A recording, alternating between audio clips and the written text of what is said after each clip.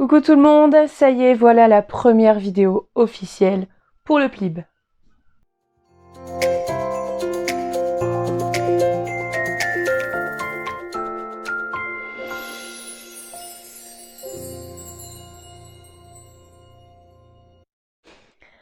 Donc oui, en effet, aujourd'hui on se retrouve pour la première vidéo consacrée uniquement à des romans du PLIB. Voilà, normalement je mets le petit macaron quelque part, peut-être ici, ou là, on verra. Oh, des poils de chat, oui, bah oui, super. Donc, non mais je l'aurais pas. Donc aujourd'hui je vais vous présenter deux bouquins, Les aventures inattendues d'Olympe Valoès et À la croisée des rêves, voilà que j'ai terminé hier soir. Et je pense que je vais faire à chaque fois une partie sans spoil, une partie avec spoil. Et je vous mettrai les timecodes dans la barre d'infos, comme ça si vous voulez lire les bouquins et ne pas vous faire spoiler, vous pourrez sauter directement aux parties qui vous intéressent. Voilà. Alors, on va pas attendre plus longtemps et on va commencer tout de suite avec Les aventures inattendues d'Olympe Valoès, donc de S.L. Pennyworth. Je vous ai dit, je crois que c'est Simone, j'ai oublié en fait, j'aurais dû vérifier. Simone L. Pennyworth. Ouais, voilà. Il est super joli celui-là. Il est trop joli, je trouve. J'adore la couverture, comme ça, rouge, bordeaux, avec le doré, les rouages et tout. Il est magnifique. Alors, donc c'est chez 404. Voilà, édition 404. Alors, on va suivre en fait Olympe Valoès, qui est historienne dans notre monde à nous. Et un jour qu'elle travaille aux archives, elle va se faire embarquer par deux mecs qu'elle ne connaît pas dans une dimension parallèle et en 1902. Donc, c'est un peu comme notre monde à nous, sauf que l'histoire n'a pas suivi le même cours que la nôtre. Par exemple, la Révolution française n'a jamais eu lieu, donc la monarchie a continué. Et Louis XVI, sur les conseils de son ministre des Affaires extérieures, je crois, un certain Napoléon Bonaparte, a conquis l'Europe et a fait un grand empire, en fait, l'empire le plus puissant du monde. L'Amérique, c'est les colonies encore, etc. Enfin, bref, voilà. Et donc là, l'empereur actuel, Maximilien, est victime d'un complot. Pardon. Victime d'un complot. Et en fait, il demande à Olympe de chercher dans les archives de sa France à lui, de son empire à lui, de chercher dans les archives qui pourrait en vouloir, en fait, voilà, à l'empire. Donc, est-ce que c'est les dragons? Oui, parce que les dragons existent. Est-ce que c'est les magiciens? Est-ce que c'est les alchimistes, pardon? Est-ce que c'est les Ottomans? Est-ce que c'est un autre empire? Enfin, voilà. Donc, Olympe va devoir chercher un peu dans les archives qui peut être à l'origine de ce complot. Alors, on reste toujours dans la partie sans spoil. Je vais donner donc mon avis, entre guillemets, là-dessus. Alors, j'ai bien aimé, mais, voilà. J'ai bien aimé, mais dans le sens mais et mais. Voilà, vous voyez ce que je veux dire? Mais, en fait, ce que j'ai bien aimé, c'est déjà l'esthétique un peu steampunk, le côté un peu historique, voilà, j'adore ça. Donc ça, j'ai bien aimé. J'ai aussi beaucoup aimé qu'on entre directement dans l'intrigue, mais vraiment, vraiment tout de suite, quoi. Genre, ça commence page 7, et elle se fait aborder par les mecs, page 9. Voilà, elle se fait emmener page 9 et je crois qu'elle se fait embarquer ou autour de la page 15. Ouais, c'est ça. Donc vous voyez, ça va hyper vite, on est tout de suite dans l'intrigue et ça, franchement, c'était super. J'ai aussi aimé que, en fait, c'est une héroïne qui a 28 ans. Donc, dans le young adulte, en fait, on est un peu entre le young adulte et l'adulte. Donc, une héroïne de 28 ans, c'est plus facile pour des gens comme moi, de 32 ans, de s'identifier, plutôt que toujours avoir du young adulte, très jeunesse, avec des héros, oui, des héros et des héroïnes qui ont 16-17 ans, voilà, c'est plus facile de s'identifier. Mais par contre, le problème, c'est que c'est écrit comme si ça s'adressait à des plus jeunes. Donc, il y a un peu un écart entre l'âge de l'héroïne et peut-être le public visé. Vous voyez ce que je veux dire? Donc, voilà. Voilà, qu'est-ce que j'allais dire à ce sujet aussi? Oui, ouais, c'est très bien. J'avais mis dans l'article du blog, si vous n'avez pas lu, vous avez le lien vers le blog en barre d'infos. En fait, il est temps en tout cas de satisfaire cette tranche d'âge un peu bâtarde entre les ados et les adultes. Oui, je suis censée être une adulte, je sais, mais ce qu'on disait, la génération Harry Potter, vous voyez, la génération Harry Potter, on a envie de continuer un peu dans la fantasy comme ça, mais on est encore beaucoup, soit c'est des ados, soit c'est des adultes avec des gros mondes de fantasy, vous savez, ben la Seigneur des Anneaux, des choses comme ça. Nous aussi, on peut avoir envie de choses un peu légères, mais adressées à notre tranche d'âge. Vous voyez ce que je veux dire? Là, ça s'adresse à notre tranche d'âge quand même. Il y a des scènes, je sais pas ce qu'on a le droit de dire ici sur YouTube, des scènes de zizi pampan très très soft, hein. Il n'y a pas de détails, rien du tout. Mais voilà. Mais ce que je disais tout à l'heure. Mais voilà. Ensuite, qu'est-ce que je voulais dire à propos de ce roman? Oui, il y a des passages un peu déroutants. Parce qu'en fait, on est sur un narrateur omniscient. Oui, je rapporte à mon esprit malade mes cours de collège. Le narrateur omniscient, vous savez, il voit tout, il sait tout. C'est tout des ressentis des personnages, etc., etc. Et là, en fait, on passe d'un point de vue à l'autre. Dans le même paragraphe, c'est vraiment déroutant. Il faut vraiment s'accrocher, quoi. Il y a des fois, il dit oui, donc Olap pense à ça et elle se sent si triste.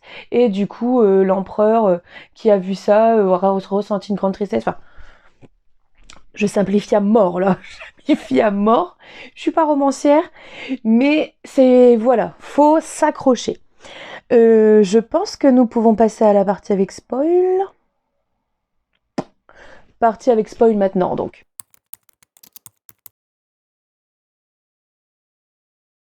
Alors, dans la partie avec spoil, donc là, si vous êtes là, c'est que ça vous dérange pas d'être spoilé ou alors que vous voulez lire le livre. Il y a des personnages, il y a beaucoup de personnages, on sait pas ce qu'ils font là. On sait pas ce qu'ils font là. Genre, les Japonais, il y a un moment donné, l'empereur du Japon qui est là avec sa femme, ils font pas partie de l'histoire en fait. Donc voilà, pas grand intérêt. La méchante, donc qui est une grecque, elle est méchante sans être méchante, mais on met pas l'accent sur le fait qu'elle ait été manipulée. On sait pas, on sait pas. C'est un peu flou au niveau des personnages. C'est un petit peu brouillon à ce niveau-là. Mais voilà. Donc en fait, j'ai pas grand-chose à dire de plus sans spoil. Mais voilà quoi. Voilà. Euh, voilà. Et on passe maintenant à la croisée des rêves de Ellie Soin, qui est un peu plus frais dans mon esprit parce que je l'ai fini hier soir. J'ai terminé hier soir. C'est assez court. Ils indiquent en nombre de pages 242 en numérique sur Livre Addict. Ça m'a paru plus long. Vraiment. Alors, c'est l'histoire d'Isobel, qui est une rêveuse avec un grand R. En fait, elle peut explorer ses rêves, les rêves des autres aussi, les façonner, les modifier et aussi invoquer des éléments du rêve dans la vraie vie. Voilà, faire des sortes d'apparitions, des illusions. Voilà. Et un jour, en fait, elle croise en vrai et en rêve une jeune femme qui lui ressemble étrangement. Et donc, elle va essayer de chercher qui elle est et elle se demande si ce n'est pas lié à la présence un peu inquiétante qu'elle ressent dans ses rêves.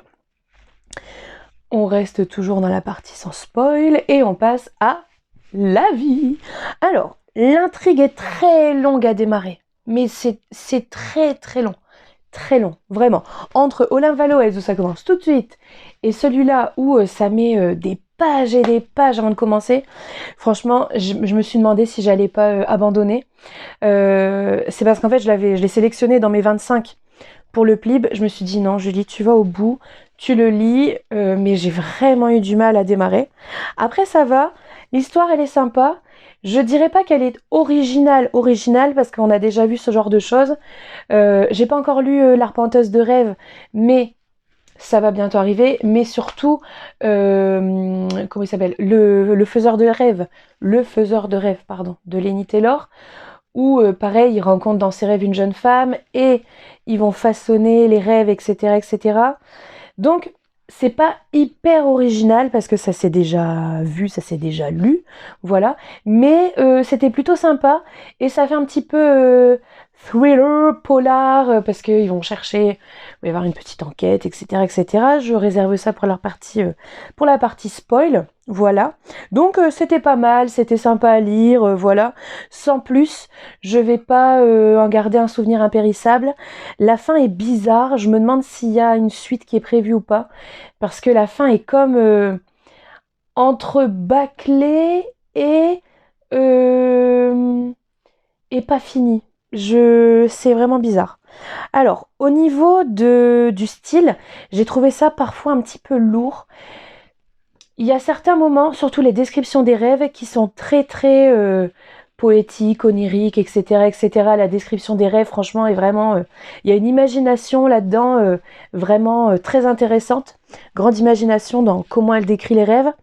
Mais parfois, le style est un peu lourd et alambiqué parfois. J'ai oublié le nom de ce dont je vais parler juste maintenant. Parce que mes cours de français remontent à très loin et de toute façon je comprenais pas ce genre de choses. Vous savez, les prépositions de propositions, d'incise, de machin. Ça n'a jamais été mon truc. Euh, Bref, je vous raconte trop ma vie en fait encore une fois. Vous savez quand par exemple dans un dialogue, j'essaie d'en trouver un là, je sais pas. Euh, Par exemple, elle dit tout s'est bien passé, assura Olympe. Vous savez, le petit machin, l'incise. Ça, je sais que ça s'appelle l'incise.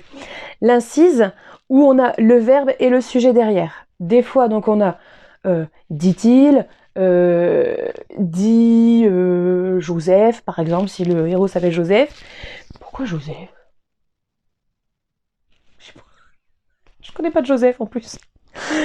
Donc, dit-il, machin, etc. Donc, il remplace le sujet. Par exemple, dit la jeune femme. Voilà, vous voyez ce que je veux dire ou pas? Ce genre de petit groupe de mots. Dit la jeune femme, dit sa mère, dit sa voisine, ce genre de choses. Donc ce genre de choses, qu'on va appeler X par exemple, donc ce X parfois est tiré par les cheveux et très redondant. Par exemple pour la sœur d'Isobel, donc sa jumelle, qui est rousse, c'est très souvent dit la rouquine. Dit la rouquine. La rouquine, tout le temps. Du coup, je me souviens même plus comment elle s'appelle. Moira. J'ai même eu du mal, en fait, à me souvenir. J'ai terminé le bouquin. J'ai tout de suite fait ma review dans mon carnet. Je ne me souvenais plus du prénom de l'héroïne. Tellement c'est toujours de dit la jeune fille, dit la brune, dit ce genre de choses quoi. Donc ce qui revient tout le temps aussi c'est sa complice, dit son aîné. Je sais pas, Et il y a eu un truc, c'était donc Isobel et un de ses potes. On en parle dans la partie spoil de Spot. Donc elle est avec un de ses potes chez des gens, chez un couple, un homme et une femme. Et en fait, c'est le gamin, le mec qui parle à l'homme en face. Et donc machin, dit son homologue masculin. J'ai pas compris pourquoi son homologue masculin. Son homologue, je ne sais pas, parce que ils sont pas... Ils sont complètement différents l'un de l'autre, en fait, j'ai pas compris. Donc, vous voyez, c'est un peu parfois lourd, pas lourd dans le sens, oh là là, t'es lourdingue, mais dans le sens, c'est pesant, quoi, c'est... Voilà. Voilà. Alors, on passe à la partie avec spoil.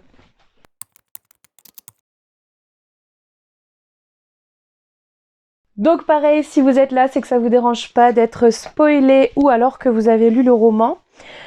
J'ai eu un énorme problème. Enfin, un énorme problème. Chacun a ses problèmes dans sa vie, mais bon, c'est pas un énorme problème, ça. J'ai eu un problème avec Isobel, donc l'héroïne, et son rapport avec son meilleur ami, qui s'appelle Fingal, je crois. Ouais, Finn. je trouve que son comportement n'est vraiment pas bon, dans le sens où Finn a été amoureux d'elle et peut-être encore amoureux d'elle maintenant. Et en fait, elle est tout le temps sur le qui-vive de savoir si elle reste trop longtemps à côté de lui, est-ce qu'il va pas prendre ça pour un appel du pied, est-ce que ceci, est-ce que cela, est-ce qu'il va pas interpréter ce qu'elle a dit comme un appel du pied aussi, comme une tentative de séduction. Mais meuf, détends-toi quoi, détends-toi. Je sais bien que dans l'époque où justement on essaie de faire comprendre au mec qu'une fille qui lui parle, c'est pas forcément qu'elle a envie de coucher avec. Je sais bien qu'on est dans cette époque où on essaye d'éduquer les mecs, mais là, voilà quoi, parce que il a compris en plus qu'il se passait rien. Bon, à un moment donné, il tente de l'embrasser, elle le repousse, voilà. Mais elle est tout le temps sur le qui-vive comme ça. Mais par contre, ça, on va dire, bon voilà, ce que j'ai pas aimé, c'est que elle joue de lui, en fait, elle se joue de lui, elle sait qu'il est amoureux d'elle, et en fait, elle joue sur ça pour le manipuler et pour l'emmener avec elle dans ses aventures, quitte à faire semblant de le séduire, parce que c'est le cas à un moment donné. Elle va jusqu'à l'embrasser. En fait, elle est homosexuelle. Elle, il le sait, mais là, elle va jusqu'à l'embrasser, en fait, pour obtenir ce qu'elle veut, pour qu'il vienne avec elle sur les traces de la jeune fille qui a disparu, parce qu'il y a une jeune fille qui a disparu, donc dans un truc hyper dangereux.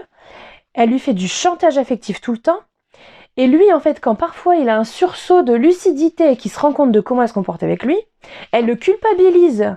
Elle tourne ça, en fait, pour le culpabiliser. J'ai trouvé ça moyen, quoi. À un moment donné, donc, elle l'embrasse pour obtenir ce qu'elle veut. Et une fois qu'elle a obtenu ce qu'elle veut, elle le ghoste complètement. Elle l'ignore tout à fait. Juste, elle se demande s'il va bien, etc., etc. Le mec, du coup, en fait, s'est retrouvé dans des positions très, très délicates à cause d'elle. Et elle donne pas de nouvelles. Voilà, elle passe 1 an sans lui parler. Voilà, et le roman s'arrête, donc on sait pas. Elle espère qu'il va bien. Voilà. La meuf, elle lui détruit sa vie. Mais à part ça, voilà. Non, franchement, j'ai eu un problème avec son comportement. Voilà, je sais plus ce que j'avais noté d'autre parce que je prends les notes dans mon téléphone et là je suis avec. Non, c'était ça surtout le problème de... Non, elle se comporte pas bien. Elle se comporte pas bien. Voilà donc pour cette première vidéo dédiée uniquement à des romans du Plib. Il y en aura d'autres évidemment hein, pendant l'année. Je les ferai, je sais pas, par 2 ou 3, peut-être par 1, on verra, enfin bref, on verra. De toute façon, pour l'instant, les sélections des 25 ne sont pas terminées. Moi, j'ai déjà fait. Dites-moi en commentaire si ça vous dit que je vous dise sur Instagram mes 25 sélectionnés. Et puis, voilà. Voilà, bah c'est tout pour aujourd'hui. Je vais aller faire du travail pour mes élèves et il faut que je me dépêche parce que après il faut que j'aille à la librairie parce qu'aujourd'hui sort Un palais de flammes d'argent de Sarah J. Maas qu'on attend depuis un moment déjà. Ça sort aujourd'hui, je vais aller le chercher aujourd'hui et j'ai trop hâte de me plonger dedans. Ça fait trop longtemps que j'attends. Voilà, et bien messieurs dames, je vous souhaite une bonne journée et je vous dis à la semaine prochaine. Bisous.